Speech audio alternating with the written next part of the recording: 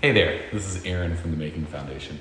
I'm very excited to be here as a part of the Curator Off-Duty series to talk about resin art and some fundamentals of what resin is. This is going to be a three-part video series. In our first series, we're going to talk about what resin is, some of the fundamentals that go into that, some of the supplies that we're going to need, and material preparation. Everything basically that you're going to need to get started. The second video is going to cover mixing the resin up, pouring techniques, adding pigment and different effects that you can add to your resin. And then finally, in the last video, we're going to talk about the curing process, finishing, what you can do to seal your project, and all that fun stuff. So let's get right into it. First off, what is resin? I'm sure lots of people have seen it. It's been very buzzy on the internet, lots of fun YouTube stuff. And I'm excited to be able to share what I know about it here from my experience at the Making Foundation with resin. It's one of my favorite things to work with. Resin at its core, in layman terms, because it gets real complicated when you're really explaining what resin is, but in layman's terms, it's basically a two-part polymer.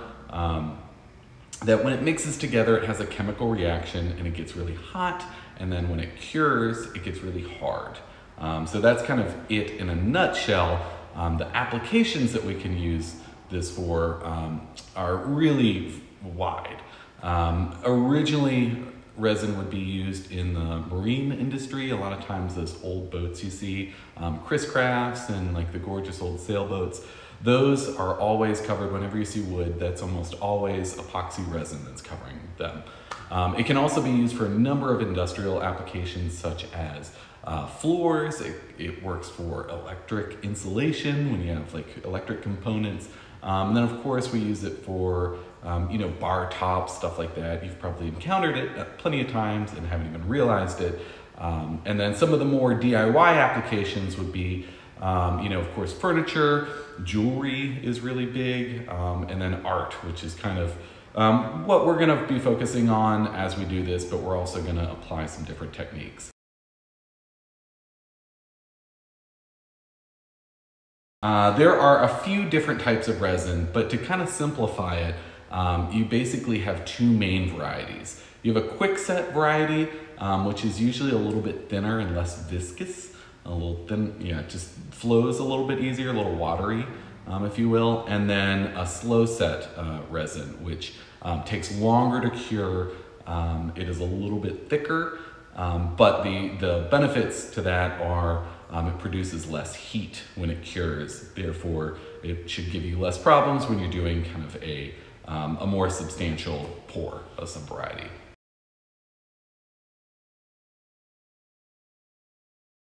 What are we gonna make here? I really wanted to do something that kind of covered the gamut on what we could achieve with resin. Gives you an example of each different process. We're not gonna be making any boats or making any flooring or anything like that here, but we're gonna try and, in a microcosm, kind of do a slight example of each one of those. We are going to be using it for a small countertop. So we're gonna mix some fun colors in that one and really kind of get into how you can manipulate the look of the resin. Then we're gonna be doing a casting piece where we're actually pouring it in, getting a clear finish. That's the one that we're really gonna spend some time sanding and getting a really neat finish on there. And then finally, we're going to do kind of like a little mini river table, which is probably the most common. Instagram kind of blows up with resin pour tables, the river tables. That's typically when you take a piece of wood, cut it down the middle, and take those kind of natural edges and inverse them, and then pour resin in between those two, and it kind of creates a cool little river look. So we're gonna do a mini version of that.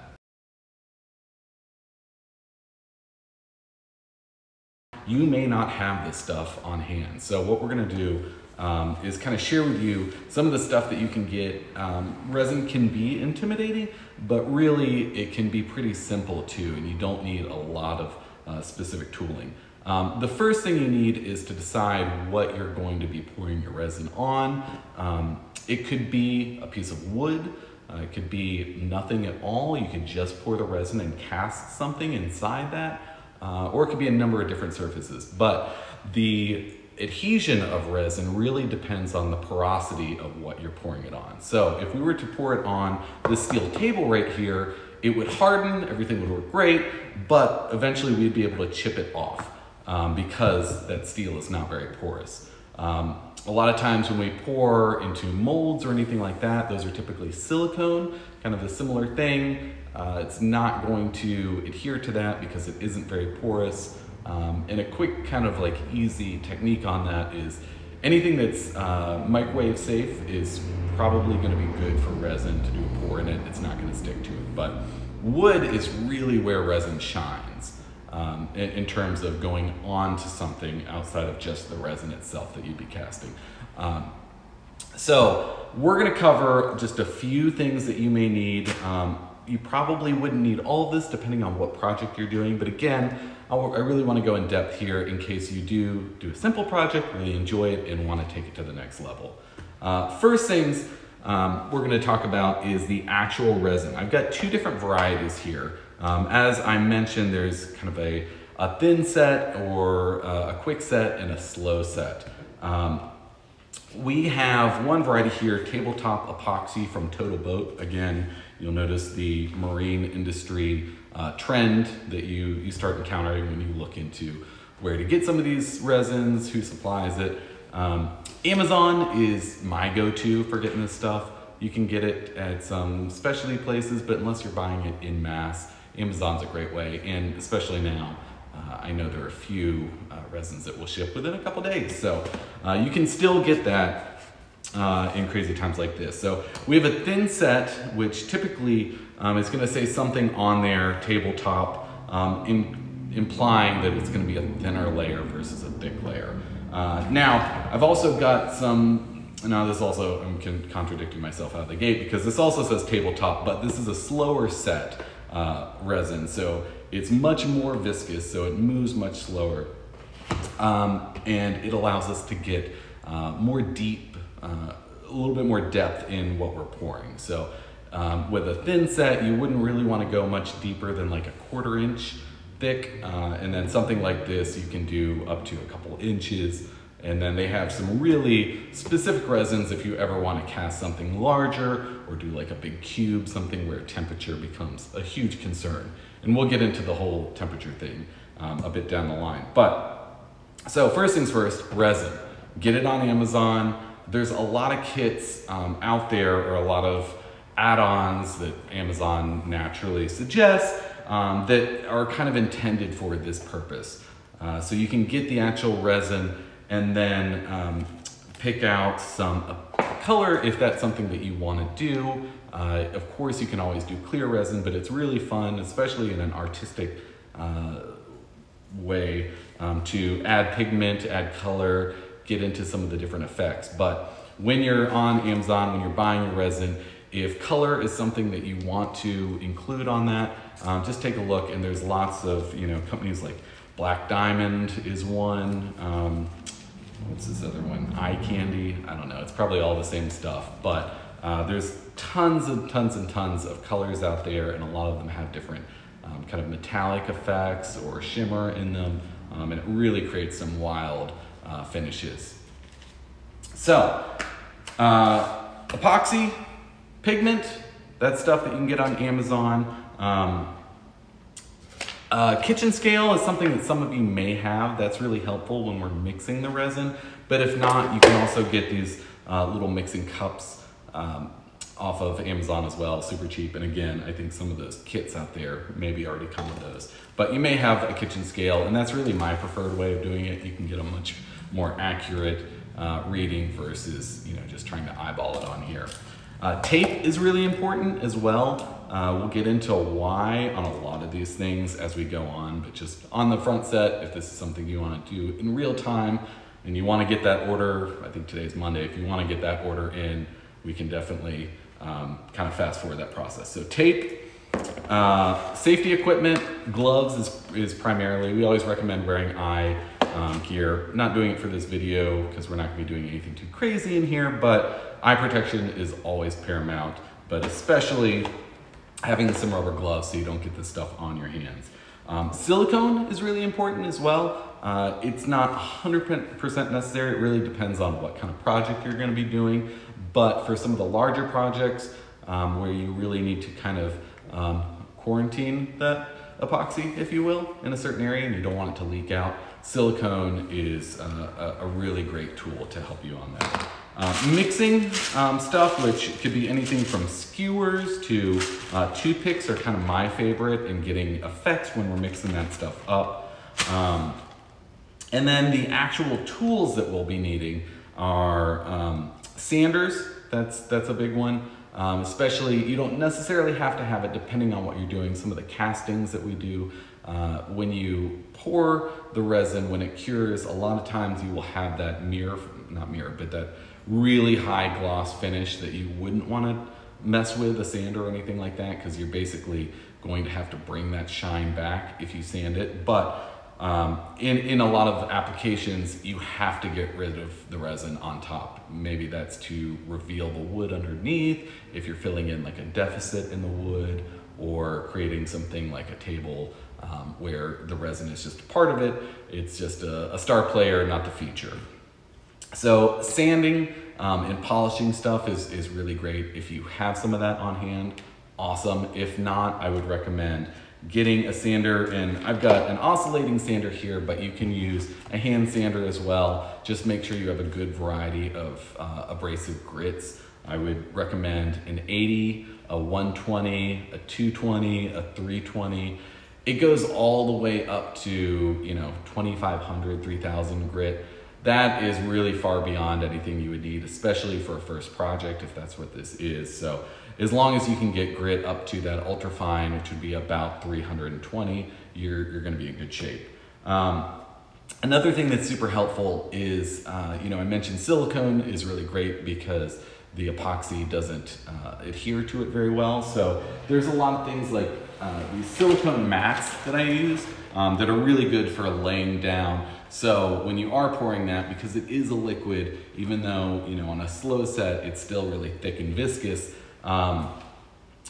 it's still a liquid and it'll still creep out over time as it's curing. So having these silicone baking mats are really a great way of kind of containing that, making sure your work surface doesn't get stained or get epoxy on it, which, if you're working on a metal table like this, that's great, but if you were working on a wood table, that would be a much higher concern. But we'll use these because cleanup is always a pain with resin, so the cleaner you can be throughout the process, the better you're gonna be. A torch. Now, this is probably the hardest one to procure, but I've got these, benzomatic torches, which are really great for removing the bubbles. And again, we're gonna get into this more in depth as we go on, especially in our second video. But in this one, just giving you a heads up of what you'll need. A torch is really great. You don't necessarily have to have it, but I really recommend it if it is possible, if it's something that you have. You could even use one of the little creme brulee kind of torches in your kitchen, perhaps, if you're doing a lot of cooking or that kind of thing. You can also use a heat gun, which works as well. I don't know if you're more likely to have that right now. You could be tempted to use a blow dryer. I would not recommend it. The air comes out way too fast and it's gonna actually blow your resin all over, and especially if you're doing some kind of effect in there, that can have detrimental results. But that is pretty much what you need to get started, all your basic fundamentals. We'll list these too, so you don't have to take notes, but just wanted to kind of cover those. Let's get right into our actual projects. I'm gonna hold up right here and just kind of show you a little bit about what we're gonna be doing. And I briefly mentioned it before. Cool little sign on the way there. This is going to be our countertop example. Now this is actually something in this quarantine time that we're all in. I'm doing a bathroom remodel, so this is actually something functional that I'm working on, and this works really well because this will have a crazy color and a crazy finish, and I'm excited to kind of share that with you. So that's our main surface on that. This is made of plywood. I've got this piece of English walnut here. Really gorgeous grain structure on that. You can see it's got some of the live edge on there. And again, live edge is just what we refer to in the woodworking world of any piece of lumber that is processed yet still has the natural outer layer on there. Doesn't have any bark on it, and that's kind of a key component in all this, because the bark typically has lots of air, it's super porous, so it'll bring out a lot of bubbles in the curing process and could potentially kind of wreck your project on the whole. So you want to make sure that you get that off of there.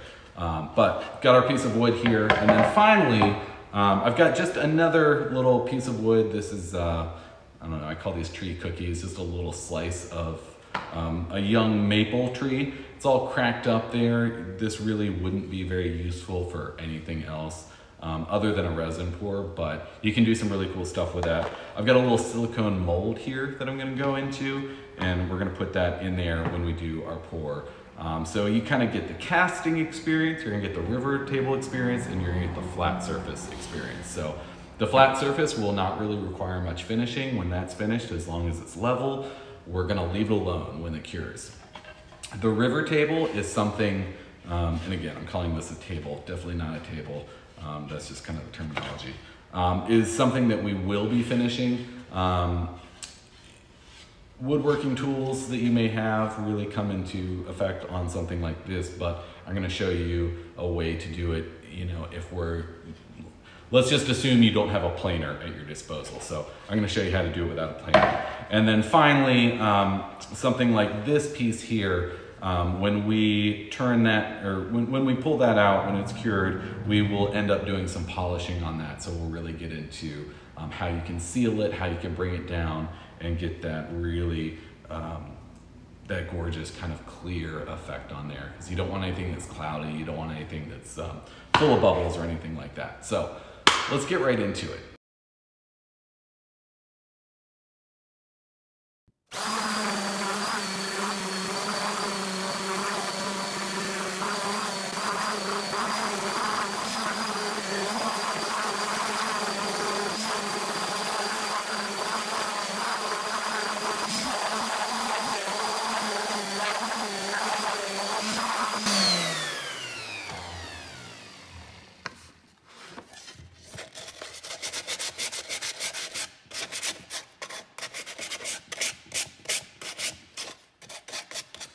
So I've sanded the top here. I sanded the bottom just a little bit too, just to make sure that it's not too nasty. I don't want to spend too much time on this. I just want to make sure, and you can see there's still a little bit of bark on there, kind of immediately makes itself obvious. And I'm not sanding so much as to lose some of that grain in there, but just a little bit to get any of that kind of loose stuff off. Wire brushes also work really well for this. That sandpaper does the job. So that is really all the sanding that we need to do at this point on a piece like this. Because we're going to be cutting this and processing this further, we're going to have to do some sanding at the very end as well. But right now, just doing, you know, this is a 120 that I used on here. It is not a finish level sanding, just making sure it's nice and even and there aren't any loose pieces kind of hanging on there.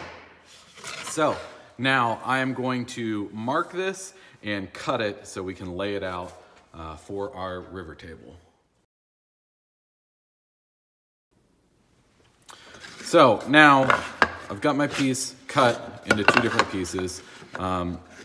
Obviously, this one is not going to give you the best river effect because one, it's cut right here. It just happened to be the piece of wood I was working with.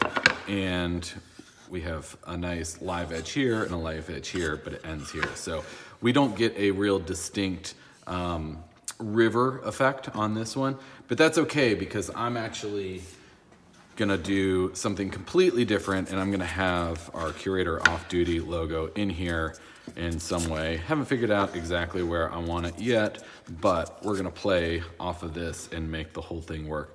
And then we'll probably cut this up into a cool shape when we're done. So just goes to show you it doesn't really matter. Don't put too much effort into trying to pick the perfect piece of wood or the perfect layout, because the magic really kind of comes organically when you're working with this stuff, and that's half the fun.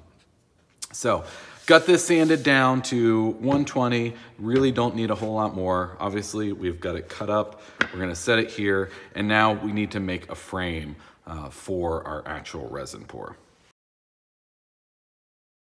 So what you can see here, I've cut our piece into 2 different pieces. I've then traced out and routed out a spot for our cool little C.O.D logo to go inside, like so. But we have to frame it in, which is what we've done here. All these pieces here, even these, you can't really tell, but they're covered with this clear tape, so it'll stop the flow of the epoxy when we actually pour it. But as for right now, all I've done is super glued these on here, which is enough to keep it in place. We don't want to put a whole lot of pressure on there.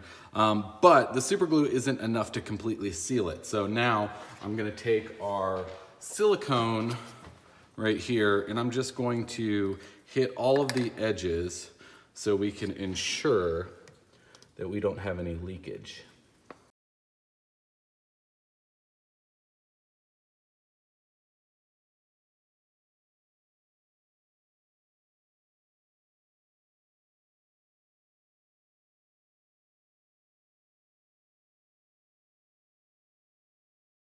All right, so to recap, what we've done in this first day is we've laid everything out that we need. We've prepped our material, we sanded that down.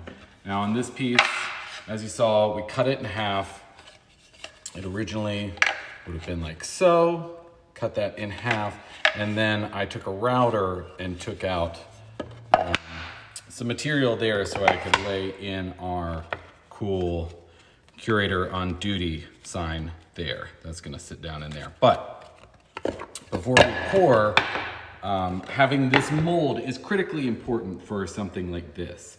As you can see, I glued this down. It's on there. This is taped down here. And then I've run silicone all the way on here to make sure that we don't have any leakage as we come out. So prep this, sanded, made sure it's dust free. We've got all that off of there.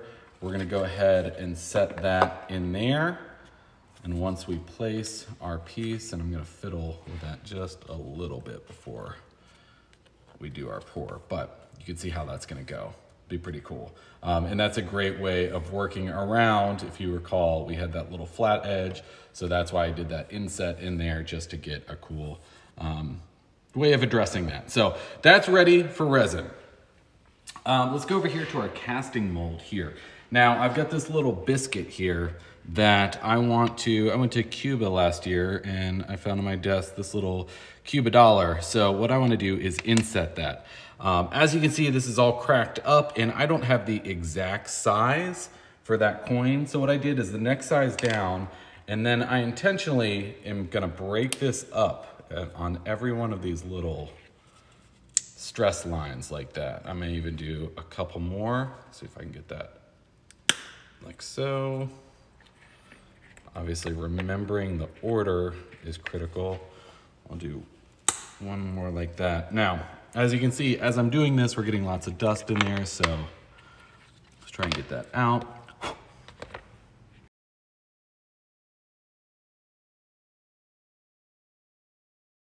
So now I'm gonna center that, and it's a really cool little effect. It almost looks like it's shattering out.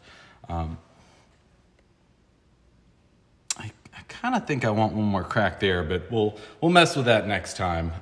So that is also ready for our resin, and that's one that we don't need any silicone other than the tray that we're using to capture that. So that's ready, this is ready, and then finally our countertop here. This is a little bit atypical, not something you'd probably encounter, but I want to go ahead and show you how we're gonna do this as well. So again, frame this out, and this is all just scrap wood. It's a little bit hard to tell because it's clear tape. I prefer this tape when I have it. but there's tape everywhere on here, every one of these pieces of wood. And why that is so critical is when we pour that resin, if we don't have that tape in there to get that barrier, that resin will bond so well between the wood and our main project and the wood that we're using to frame it in. And we'd never be able to get it off. We'd have to cut it off and it'd be a big pain. So getting that tape in there is really important, and making sure we're all sealed on the outside so we don't have any leakage. And then you may notice here, we've got this bead of silicone going all the way around. Again, this is kind of unique to this project. The reason we're doing that is when we pour, we only want resin on here. I don't want to fill up all this. One, because resin's kind of expensive and we don't want to waste it. But two, it's just going to create more work. So that little bead of silicone is going to it's going to allow that resin to pour over that edge, but it's not going to fill up this big deficit where the sink will go. So I think that about covers it for our first day. Hopefully that has everything that you need, or we've taught you everything that you need to get started on this. A little bit ambitious on some of the projects, something like this, but again, I want to make sure that you know how to do it in case you do a little simple project like this resin cast and absolutely fall in love with it, because it's really cool stuff. Thanks so much. I look forward to seeing you in the second video.